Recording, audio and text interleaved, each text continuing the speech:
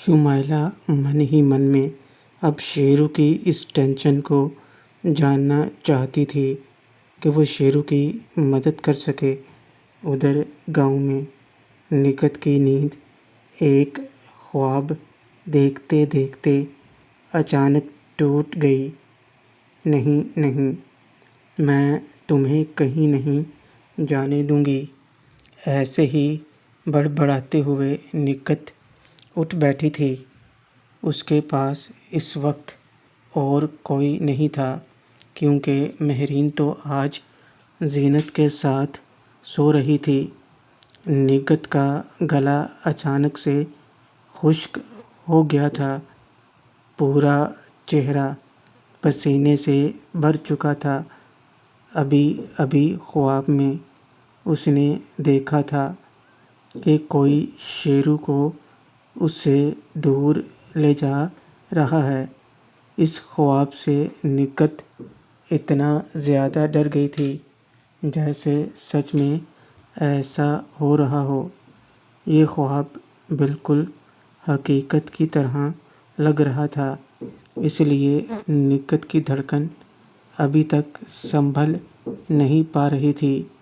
کچھ پل اسے لگے حقیقت میں آنے میں، اور جب اسے احساس ہوا کہ وہ اپنے روم میں ہے تو اس نے جلدی سے اپنا موبائل نکالا جس میں شیرو کی کچھ تصویریں سنبھال رکھی تھیں اور اسے دیکھنے لگی۔ نکھت، میں تمہیں کہیں نہیں جانے دوں گی۔ کوئی تمہیں مجھ سے نہیں چھین سکتا۔ تو رضیہ کا بیٹا ہے، میری رضیہ کا۔ تم پر صرف میرا حق ہے۔ ضرور کوئی تمہیں مجھ سے چھیننے کی کوشش کر رہا ہے، مگر میں ایسا نہیں ہونے دوں گی۔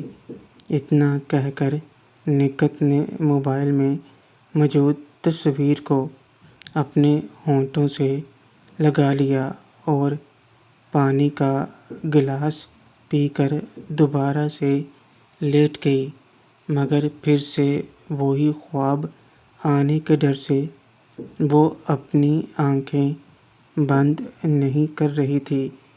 نکھت چاہے غصہ دکھاتی تھی یا کئی بار خود کو شیرو سے دور رکھنے کی کوشش کرتی تھی، مگر اصل میں اس کا دل شیرو سے جڑا ہوا تھا۔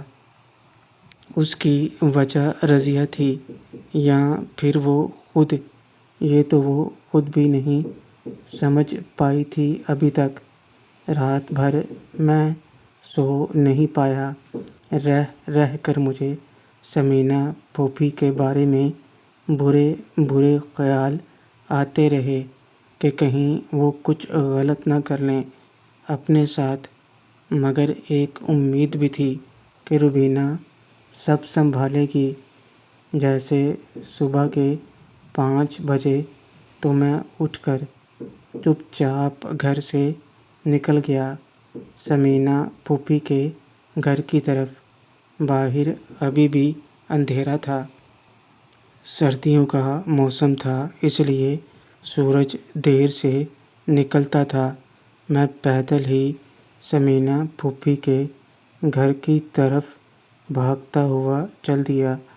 جیسے ہی ثمینہ پھوپھی کے گھر پر پہنچا تو وہاں روبینہ کی گاڑی دیکھ کر مجھے حوصلہ ہوا۔ ابھی تک آسمان کا رنگ نہیں بدلا تھا۔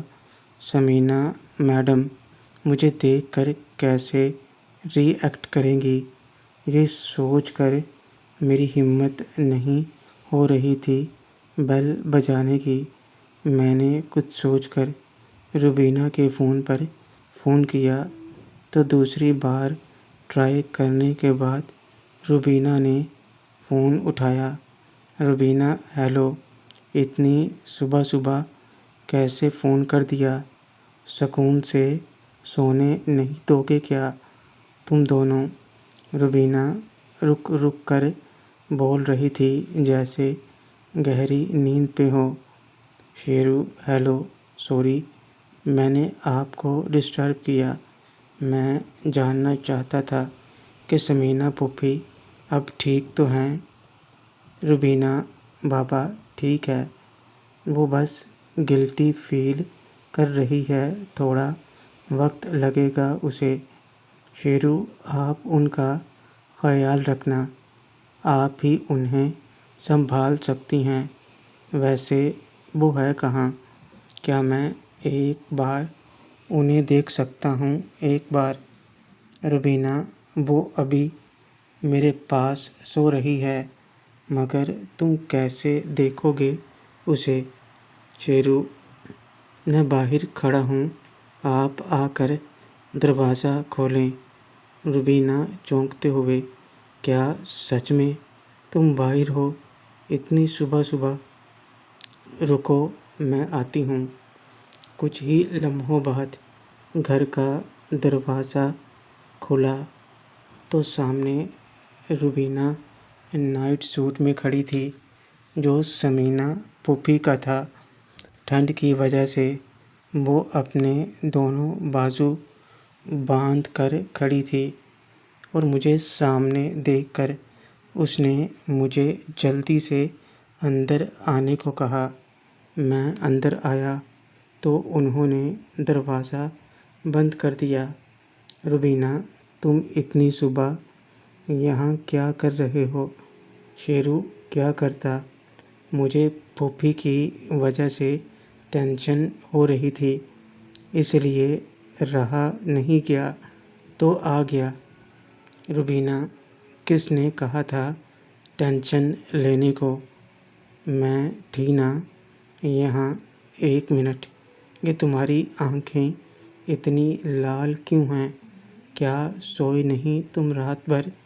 میں نے ان کی بات کا جواب نہیں دیا اور ثمینہ پھوپھی کے روم کی طرف بڑھ گیا تو روبینہ نے مجھے پیچھے سے پکڑ لیا۔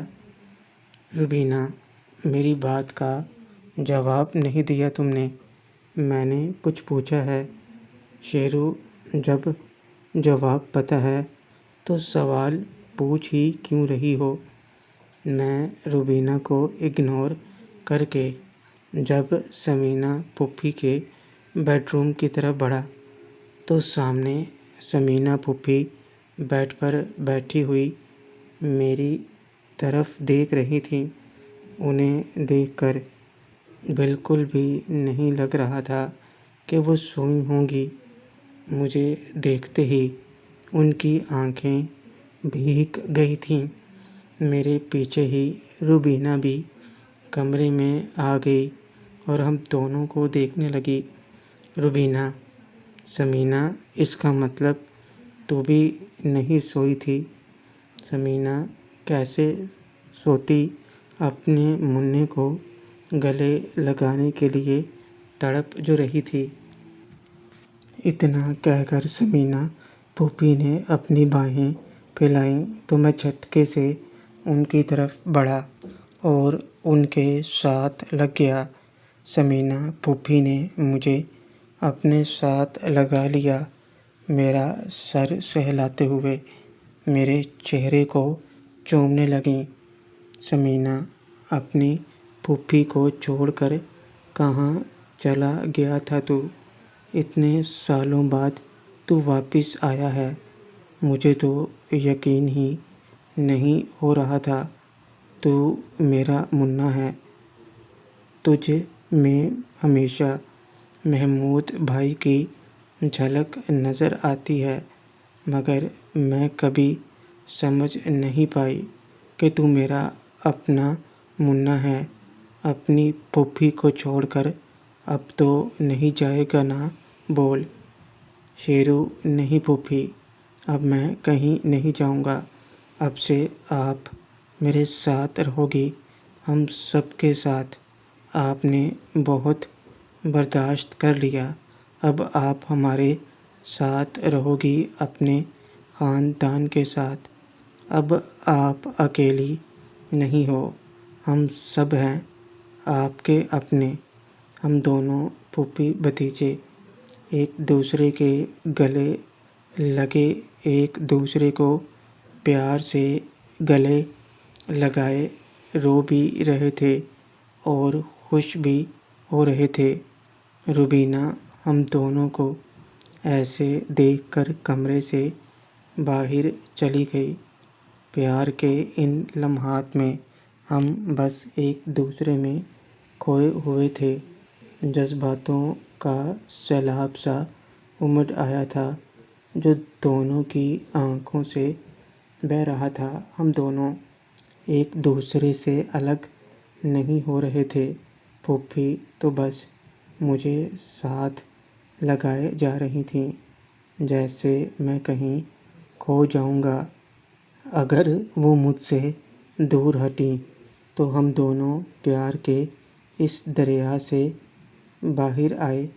روبینہ کی آواز سن کر، روبینہ اب کھڑے کھڑے ہی سارا میلاب کرو گے یا بیٹھو گے بھی؟ یہ لو کافی پی لو، اپنے ہاتھوں سے بنا کر لائی ہوں۔ روبینہ کی آواز سن کر پھوپھی اور میں الگ ہوئے تو دیکھا روبینہ ہاتھوں میں ٹرے پکڑے کھڑی تھی جس میں تینوں کے لیے کافی کے کپ تھے۔ ثمینہ پھوپھی نے مجھے بیڈ پر بٹھایا اور اپنے ہاتھ سے کافی کا کپ اٹھا کر مجھے دیا اور میرے ساتھ ہی بیٹھ گئی۔ روبینہ: عجیب ہو یار، تم دونوں بھی نہ خود سے اور نہ مجھے سونے دیا۔ ثمینہ: تو چپ رہ، تو نہیں سمجھے گی۔ روبینہ: واہ، ساری رات میرا سر کھاتی رہی اور صبح ہوتے ہی چپ رہنے کو کہنے لگی۔ بھلائی کا تو زمانہ ہی نہیں رہا۔ شیرو: تھینک یو ویری مچ، آپ نے پھوپھی کا خیال رکھا میرے لیے۔ روبینہ: اوئے، یہ ڈرامے بند کرو۔ اچھا، تھینکس کہہ کر مجھے غیر کر رہے ہو؟ یہ میری بیسٹ فرینڈ ہے اور تم تو خیر اب تم دونوں کے اس نئے رشتے سے میرا اور ثمینہ کا بھی ایک نیا رشتہ بن گیا ہے۔ میں نے ٹھیک کہا نا ساسو جان؟ روبینہ نے مذاق میں اتنی بات کہی تو ثمینہ پھوپھی اٹھ کر انہیں مارنے کو بڑھیں تو وہ جلدی سے ہنستے ہوئے کمرے سے بھاگ گئیں، یہ کہتے ہوئے کہ تم دونوں پھوپھی بھتیجے بات کرو، میں چلی۔ اور سچ میں وہ چلی گئی۔ شاید وہ ہم دونوں کو آپس میں بات کرنے کا موقع دینا چاہتی تھی۔ روبینہ کے جانے کے بعد ایک بار پھر ہم دونوں میں خاموشی چھا گئی جسے میں نے توڑا۔ شیرو: پھوپھی کیا اب بھی آپ ناراض ہیں؟ ثمینہ: مجھے سمجھ نہیں آ رہا میں کیا کہوں۔ میں تمہارے ساتھ کس طرح زندگی بھر رہنے کا سوچ رہی تھی اور اب میں وہ سب اپنے اندر سے نکال نہیں رہی اور شاید کبھی نکال نہیں پاؤں گی۔ چاہے انجانے میں جو گھٹیا کام کر چکی ہوں وہ کبھی مجھے سکون نہیں دے گا۔ اس سے تو اچھا تھا کہ میں… شیرو: پھوپھی، ہمارے بیچ جو کچھ بھی ہوا وہ گھٹیا کام نہیں تھا، پیار تھا۔ پھوپھی، چاہے آج ہمارے رشتے کی سچائی ہمیں شرمندہ کر رہی ہے مگر یہ بھی سچ ہے کہ ہمارے درمیان جو بھی ہوا وہ ہوس نہیں، پیار تھا۔ کیا آپ اس بات سے انکار کر سکتی ہیں؟ پھوپھی کچھ دیر میری آنکھوں میں دیکھتی رہیں۔ ان کی آنکھوں میں ہلکی نمی تھی۔ وہ منہ سے تو کچھ نہ بولیں مگر ناک میں گردن ہلائی۔ شیرو، زمانے اور رشتوں کی عزت کے لحاظ سے آپ اسے گھٹیا کام کہہ رہی ہیں۔ یقیناً اس نظر سے وہ گھٹیا ہے، مگر کسی نے مجھے سمجھایا تھا کہ جب انسان اکیلا اور دکھی ہوتا ہے تب نہ یہ زمانہ اس کا ساتھ دیتا ہے اور نہ ہی کھوکھلے رشتے۔ جس طرح بھوکے کو کھانا کھلانا اور پیاسوں کو پانی پلانا اچھا کام ہے، اسی طرح کسی ٹوٹے ہوئے دکھی انسان کو پیار کا سہارا دے کر جینے کی طاقت دینا بھی اچھا کام ہے، پھر چاہے زمانے کے بنائے رشتوں کی نظر میں یہ گھٹیا ہی کیوں نہ ہو۔ آخر قانون، یہ معاشرہ، یہ رشتے سب انسان کی بھلائی کے لیے تو بنے ہیں، مگر جب یہ رشتے ہی انسان کے لیے بوجھ بن جائیں تو پھر کوئی کہاں جائے۔ آپ نے کبھی جانوروں کو دیکھا ہے؟ ان میں کوئی رشتہ نہیں ہوتا، کوئی قانون نہیں، اس لیے وہاں کوئی اکیلا نہیں، کوئی دکھی نہیں، اور انسان کہنے کو عقل مند، مگر برے وقت میں کوئی کسی کا ساتھ دینے کی بجائے بس اس کو معاشرے کا حوالہ دے کر اس کے دکھوں کو اور زیادہ بڑھاتے ہیں۔ تو پھر بتائیے کون عقل مند ہوا؟ وہ جانور جو بنا قانون کے زمین کی گود میں پیار سے رہتے ہیں، یا انسان جو لالچ سے بھرا اور معاشرے کے حوالے سے بدگمانی پیدا کرتا ہے، دوسرے کے اندر میں جذبات میں بہتا پتہ نہیں کیا کچھ کہہ رہا تھا۔ حقیقت میں یہ سب باتیں میں نے مائرہ مامی سے متاثر ہو کر کہی تھیں، کیونکہ یہ سبق انہی کا دیا ہوا تھا۔ ثمینہ پھوپھی ٹکٹکی باندھ کر مجھے دیکھ رہی تھیں۔ شیرو، آپ کچھ بولتی کیوں نہیں؟ پھوپھی، کیا میں نے کچھ غلط کہا؟ ثمینہ، تو اتنا سمجھدار کیسے ہو گیا؟ زندگی کا اتنا بڑا سچ جو بڑے سے بڑا سمجھدار نہیں سمجھ پاتا، وہ تو اتنی سی عمر میں کیسے سمجھ گیا؟ شیرو، زندگی سب سکھا دیتی ہے۔ وہ پھر اگر میں نے یہ سب نہیں جانا ہوتا تو بتائیے میں کیسے آپ کے دکھ کو سمجھ پاتا اور آپ کے قریب آ پاتا؟